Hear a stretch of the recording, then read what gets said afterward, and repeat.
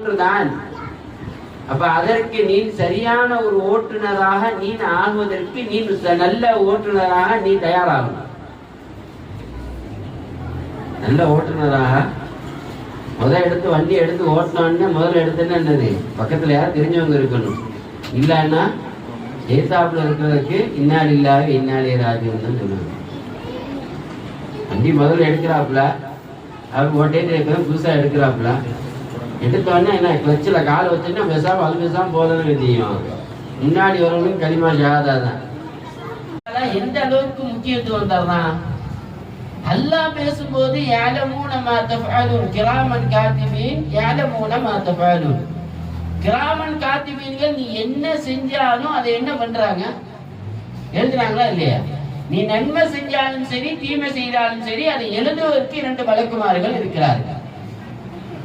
நீ செய்யக்கூடிய அமல்களை அதை எழுதுபவர்களுக்கு யார் இருக்கிறார்? மலக்குமார்கள் இருக்கிறாங்க.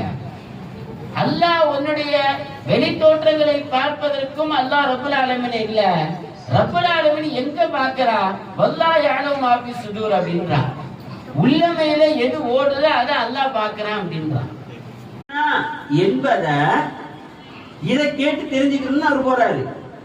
உள்ள போன உடனேயே முஹம்மது ரசூலுல்லாஹி ஸல்லல்லாஹு அலைஹி வஸல்லம் அவங்கள பார்த்து வாங்க சலாம் சொன்னாங்க, உட்கார சொன்னாங்க. உட்கார்ந்ததுக்கு பின்னாடி நீங்கள் கேட்க வந்த கேள்வி இதுதான், இதற்கு இதுதான் பதில் அப்படின்னா.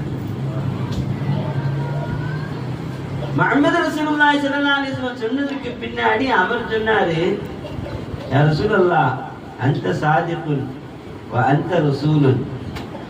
நீங்க உண்மையாளர் மட்டுமல்ல, நீங்கள் உண்மையான ரசூல் என்பதில் எனக்கு உறுதியாயிருச்சு அப்படின்னாரு.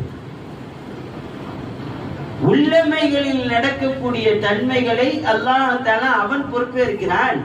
அவன் நாடியவர்களுக்கு அதை தரவும் செய்யறான். இல்லையா? நூஹ் அலைஹிஸ்ஸலாத்து வஸ்ஸலாம் அவருடைய கப்பல் புறப்பட்டு ஜோதி மலையில போய் நின்றுச்சா இல்லையாங்க? அந்த புறப்பட்ட மாதம் இந்த ரஜப மாதம் தான். அதுவே சென்று அடைந்தது எப்ப? முஹர்ரம் மாசம். அப்ப இது புறப்பட்ட மாதம் இந்த மாதம் தான். இமாம்களின் முதல் இமாமாக இருக்கக்கூடிய இமாமினா அபூ ஹனீஃபத்துல் கூஃபி ரஹ்மஹுல்லாஹ் அவர்கள் இந்த உலகத்தை விட்டு பிரிந்த மாதம் இந்த மாதம் தான்.